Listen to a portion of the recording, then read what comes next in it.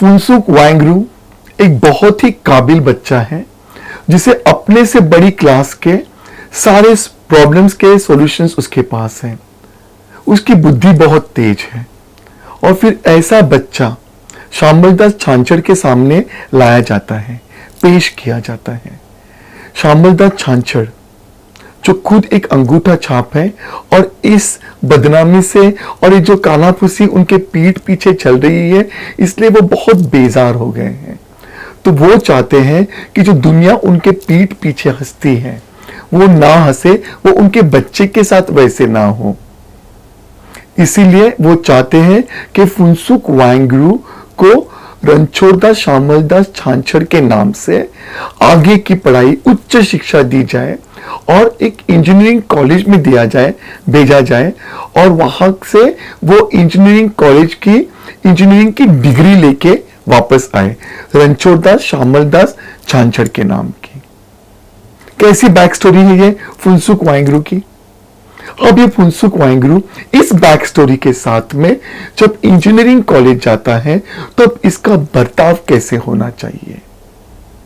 जब उसे पता है कि वो उधार का नाम लेके आया है, किसी और के नाम से आया है और उसे इस कार्य के लिए भेजा गया है कि वहां जाके 4 साल पढ़ के आ और रणछोड़दास शामलदास छांछड़ के नाम की इंजीनियरिंग की डिग्री लेके आ और फिर उसे दे दे, and then he is free to be Phunsukh Wangdu for the rest of his life. जो नॉलेज उसने इकट्ठा किया है फिर इतने सालों में, वो फिर अपने लिए कुछ भी कर सकता है उस नॉलेज का, अच्छा खासा ही कुछ करेगा जिंदगी का।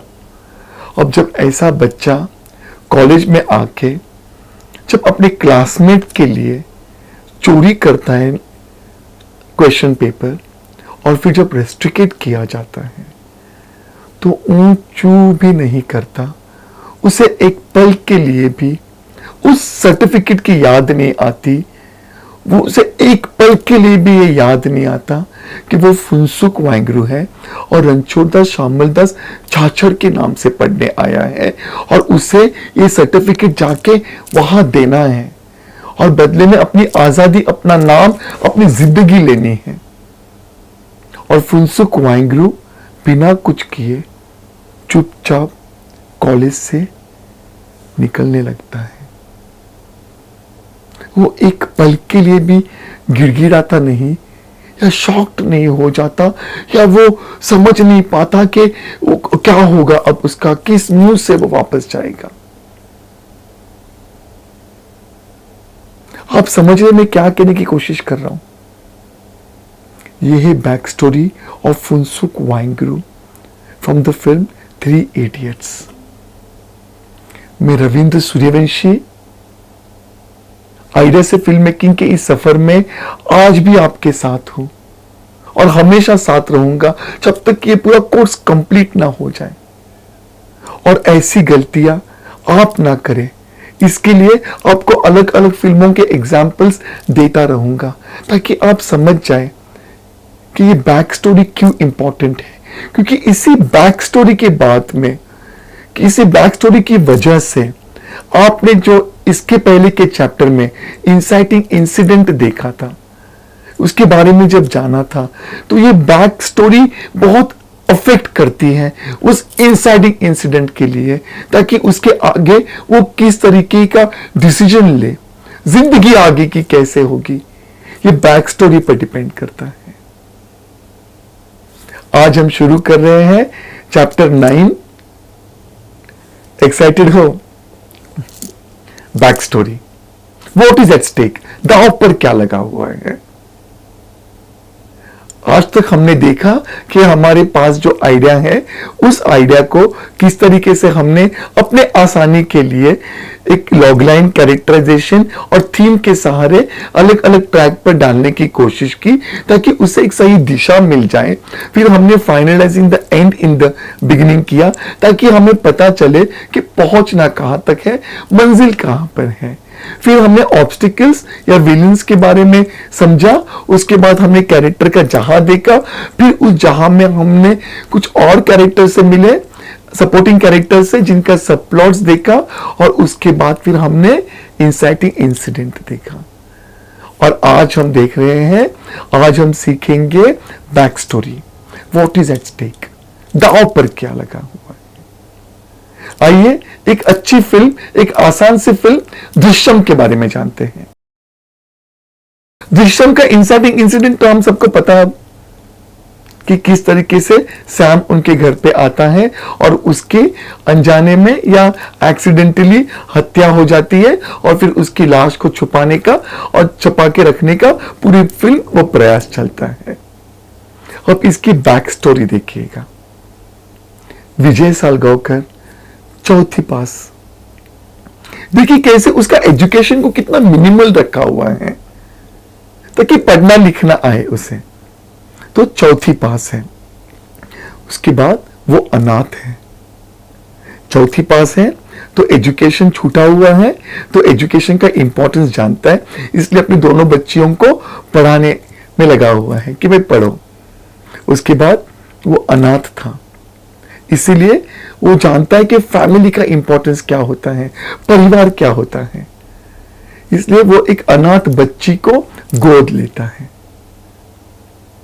आप समझ रहे हैं कैसे बैक स्टोरी को एक प्रॉपरली लिखा था, क्योंकि जब वो इंसाइटिंग इंसिडेंट होता है तो दांव पे क्या क्या लगता है। और उसके बाद वो उसको जो केबल का काम करता है, वो केबल ऑपरेटर है, फिल्म में दिखाता है।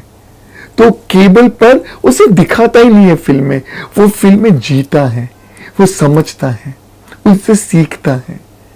अगर प्यार भरी फिल्म है तो उसी तरीके से घर जाके बीवी से प्यार करता है, ये हमने पहले देखा है। और इसीलिए उसके पास जितना भी दिमाग उसका डेवलप हुआ है, भले ही वो एजुकेशन से नहीं हुआ है, पर फिल्मों ने उसका दिमाग डेवलप किया है, जिसके जरिए फिर वो किस तरीके से सैम के मोबाइल के साथ क्या करता है, उसके सिम कार्ड को किस तरीके से एक नया मोबाइल लेके, सेकेंड हैंड मोबाइल, पुराना एक मोबाइल लेके उसे फिर वो किसी ट्रक में, टेम्पो में कहीं जाने देता है, दूर कहीं दूर ऑन करके, जब तक कि उसकी बैटरी चलती रहे, ताकि पुलिस को सैम का प्रॉपर पता ना चले। किस तरीके से वो एक सुनसान सी जगह पे उसकी गाड़ी को वहां पर डुबो आता है, और कैसे ये बंदा डिग्निटी, रिस्पेक्ट, इज्जत, फैमिली मैन है। और इसलिए कितनी मुश्किल से, कितनी जद्दोजहद से वो अपने बेटी पर आंच नहीं आने देता, उसकी इज्जत पर आंच नहीं आने देता। वो आसानी से कह सकता था कि बेटी के ऊपर प्रॉब्लम हुआ था, वो घर पे आया था, ब्लैकमेल करना चाहता था, but no, see his background, he is not the one who will go and play that victim card. आप समझने में क्या कहने की कोशिश कर रहा हूं, किस तरीके से ये बैकग्राउंड जो है विजय सालगांवकर का, किस उसने कैसे उसको हेल्प किया है या किस तरीके से उसको बनाया है, ताकि वो कैसे आगे आगे एक एक डिसीजंस ले। देखिए ये पुलिस पर हाथ भी नहीं उठाता, अपने परिवार को संभाले हुए है, because of this back story. तो आपके पास जो आइडिया है, उस आइडिया को आप भी सोचिएगा कि इंसाइटिंग इंसिडेंट तो हो रहा है, वो तो बहुत जरूरी है, पर उस इंसाइटिंग इंसिडेंट के पहले कैरेक्टर की बैक स्टोरी क्या है और दांव पर क्या क्या लगेगा। यहां विजय सालगांवकर की जिंदगी में दांव पर क्या कुछ नहीं लगने वाला था, क्या कुछ नहीं लगा था, ये सब कुछ खाक हो जाता अगर वो लाश मिलती तो देखिए किस तरीके से चौथी पास, केबल ऑपरेटर, अनाथ और फिल्मों से सीखने वाला बंदा,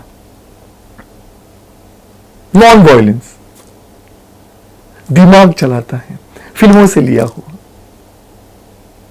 आप समझने में क्या कहने की कोशिश कर रहा हूं, तो आप देखिएगा आपके लिखे हुए आइडिया में किस तरीके से बैक स्टोरी आ सकती है। मैं रविंद्र सूर्यवंशी आइडिया से फिल्म मेकिंग के सफर में आज भी आपके साथ जुड़ा हूं और हमेशा जुड़ा रहूंगा जब तक कि यह सफर पूरा कंप्लीट ना हो जाए। आता रहूंगा। Thank you.